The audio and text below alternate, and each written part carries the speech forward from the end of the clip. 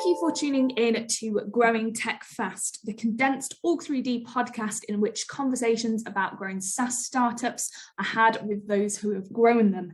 Today, I'm joined by Abby Shane, CEO of Candela Coin. Thanks for joining me today, Abby. How are you doing? I'm good. Thank you for having me. Yeah, it's a pleasure to have you on. So for our listeners, can you kick us off by telling us a little bit about who you are, what your mission is, and the work that you're doing at the moment? Right. So my name is Shane Verdugo. I am a serial entrepreneur. I've worked in many different areas of the tech space. Currently, I am heading Candela Coin, which is a cryptocurrency that utilizes solar energy, IoT devices, and microgrids so that people can buy and sell energy to one another in a peer-to-peer capacity. Amazing. And where did the idea for Candela Coin come from? Well, I've always been involved in green, renewable, and solar energy, and I've been interested in cryptocurrency since 2017, actively trading and buying into pre-sales and ICOs. Mm-hmm. And I thought if I could sort of marry those two ideas, it would make for a very interesting utility for a project. So that's exactly what we did. COVID just hit, and the idea sort of came out of that, as in so that we needed something that, that didn't necessarily need people to, we could interact with one another, but not have to be, within close proximity or, physically making contact. Great. Yeah, absolutely. And talk us through that journey of getting started. Would you do anything maybe differently if you got the chance? Right. Well, that's always, as they say, hindsight's 20/20. But sure, we made plenty of mistakes starting up, connecting and partnering with the wrong companies or people, doing things not as efficiently as we could have, spending more money than we should have. Our very first pre-sale it didn't go very well because we didn't understand that, especially in crypto, you need to focus on building community before you start selling your coin or pitching anything. And we didn't spend enough time building our community before we started opening the pre-sale. When we did it much later on, the second pre-sale was much more successful and sold out in a matter of days, whereas the first one never even sold out. So because it's all about building a community, engaging with the community, answering those questions, being as transparent as possible. A lot of cryptocurrency projects, the founders are anonymous. You don't see them, you don't know their names. They just use these, screen names. Whereas us, we have our LinkedIn profiles. Everyone can see my complete background and work history. They can see my face, they can see my name, everything about me. And I believe that full transparency is key. Absolutely, I agree with that one. Yeah. So going on to sort of the hurdles in startup life, how have you personally overcome failure throughout your career, and do you have any good anecdotes in particular? Right. So most businesses fail because they're underfunded or undercapitalized. Mm-hmm. And one of the hard parts of running your own business is fundraising, raising capital so that you can grow for expansion. And I've been turned down by every VC, from Washington, D.C. to Sand Hill Road, California. But you can't rely on that. You have to think of alternative routes and means to raise capital. And that's exactly what cryptocurrency did for us. Yeah. VCs didn't take to our idea right away.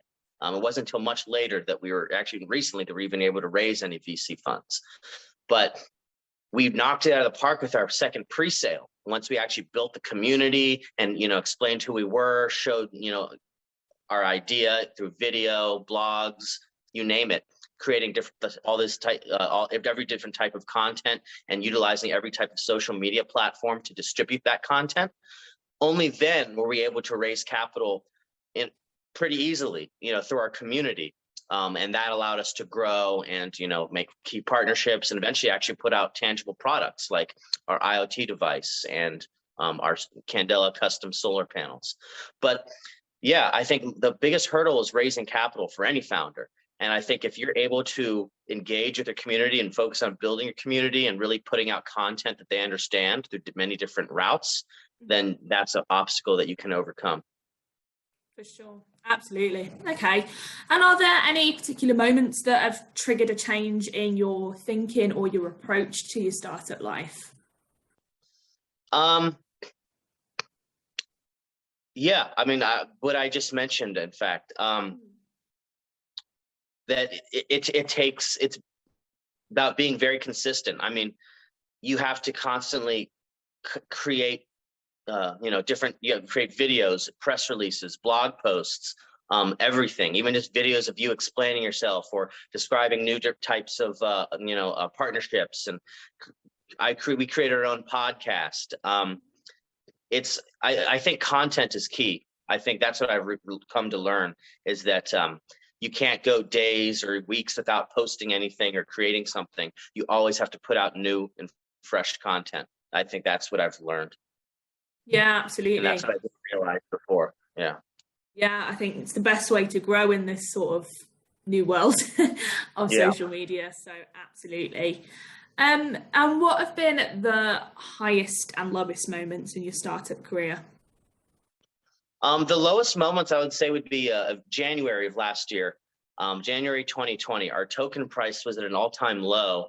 Our market cap for our coin was, I think, around like $10,000 to $12,000, which is terrible. I mean, currently it's over 11 million, but it was $10,000 to $12,000. A fraction of what it is today. And it didn't. And despite putting out, different, blog posts and videos every day, it does take time. Just because you put out some content on a few different platforms doesn't mean people are just going to take to it right away. It's, you're slowly growing. And I despite all that, that was a very low moment, but I didn't let it stop me. I kept sort of trucking through. Yeah. And I would say the highest moment was in May, when we sold out our pre-sale in a couple of days. We had raised well into the six figures, and I was able to use that to begin R&D on our IoT device, work with the manufacturer on our solar panels, pump a lot more money into marketing, creating better content, hire a couple people to manage the community, things like that.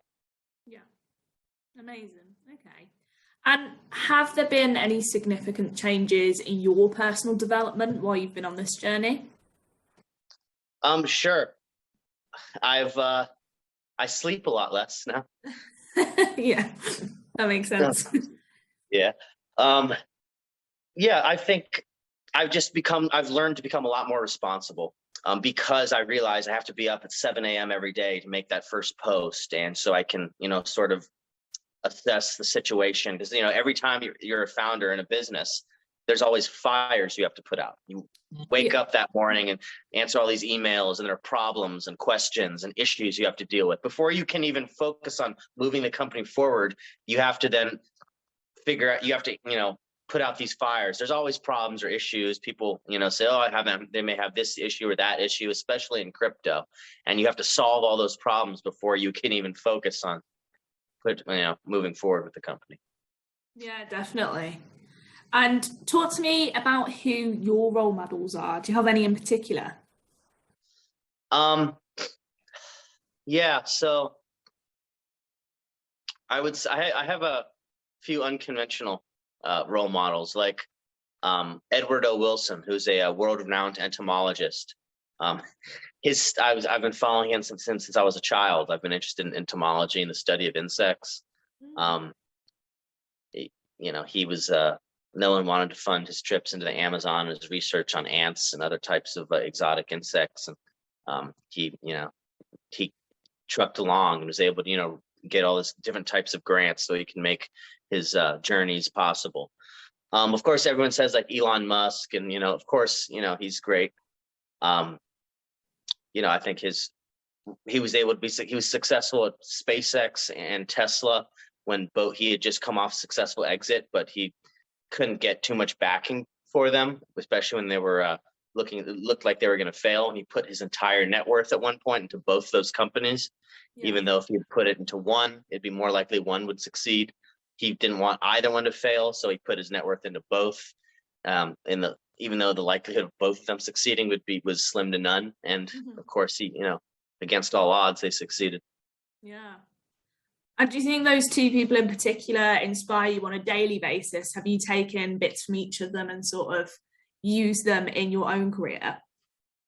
Yeah, certainly. Finding alternative paths and routes when the conventional ones don't give you the sort of returns that you were hoping for, or the results that you were hoping for. But, I've found running my own company that when I first started, I tried to follow these formulas that would work for other companies or other cryptocurrency projects, and it didn't work for me. That's why our first pre-fit sale failed. That's why, the first, 8 months, there wasn't a whole lot going on with this company, because I tried to follow these formulas that worked for other projects, but they just didn't work for me. It took me time to realize that I needed to figure out and carve out my own path. And only then did it start to become successful. So even a formula that may be successful for someone else or another project or company does not necessarily mean that it's going to be successful for you. And that's what I think I've really found, come to learn. Yeah, absolutely. So what are some of the best bits of advice that someone's given you in your career? The best advice someone's given me,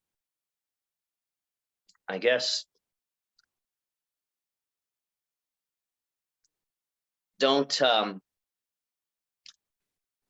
make enemies that you don't have to make, and don't, so don't go out of your way to, make enemies. So like in crypto, there's a lot, it's not the one big happy family. There are a lot of projects sort of trying to cut out, the legs from other ones. Yeah. And, I try to avoid that drama and anything like that, because it doesn't help anyone. It's not good for either project, certainly not good for us. So, there have been instances where other project founders who I may have tried to help in the past, just because I'd liked seeing, new founders in the space. If I tried to help them, they would then try to against me and try to like steal our, lead investors and things like that. Do some shady things, but rather than just create a, sort of go to war, I just block them, ignore it, and, let the market decide, who they'd like, which token they'd like to, invest with. So. Absolutely. I think that's a very good piece of advice. So that's great. So what is your favorite thing about your company? If you can narrow it down to one. Right. Favorite thing? Well, I would say,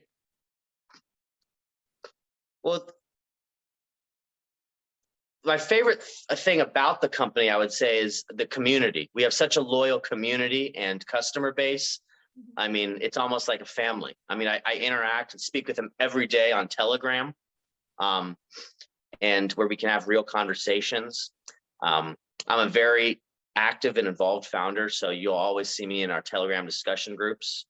I mean, I'm always there to answer questions or, to even ask questions of my own. I think it's a great place for our community to meet up. We have about 8,000 people in our Telegram discussion group, and several hundred online at any given moment. So there's always conversations going on. I love jumping in them and asking questions, sometimes stirring the pot, whatever it may be. It's really interesting to do that, to see in real time, these people asking these questions, and the people are all around the world. So that's really interesting. But I guess my favorite thing about, our sort of product offering would be this IoT device that we developed to act as a sort of smart meter. It took us about a year for it to finally come out, because we had to contract the right firm. And first we went with a firm in Shenzhen, China, and they completely messed up the model. And then so that was a bunch of money that we raised in our second pre-sale down the drain. And then we finally found the right firm, but it took a lot of testing and then, redesigning it to finally, for it to work. And it was a firm out of Wales in the UK. Yeah. Okay. So before you do go, my last question for you is, if you have any advice for someone else wanting to start their own company in this space, particularly the crypto space. Right. I guess a little bit what I mentioned earlier. Find the formula and path that works best for you. Don't try to copy or follow what someone else did and may have been successful with. So if someone, listed on certain X exchange or did, this, that, or the other, that may not work for you. And I've learned that the hard way, and spent time and money trying to do something that worked for another company, but came before us, but what didn't work for us. So I'd say just sort of carve out your own path and, embrace your, originality and uniqueness, because ultimately that's what's going to be successful for you, not what someone else does. Absolutely. Well, thanks so much for joining me today. It's been an absolute pleasure talking to you and hearing your story and just getting some more insight into Candela Coin and what you're all about. And for everyone listening at home, thanks for tuning in, and we'll see you next time on Growing Tech Fast.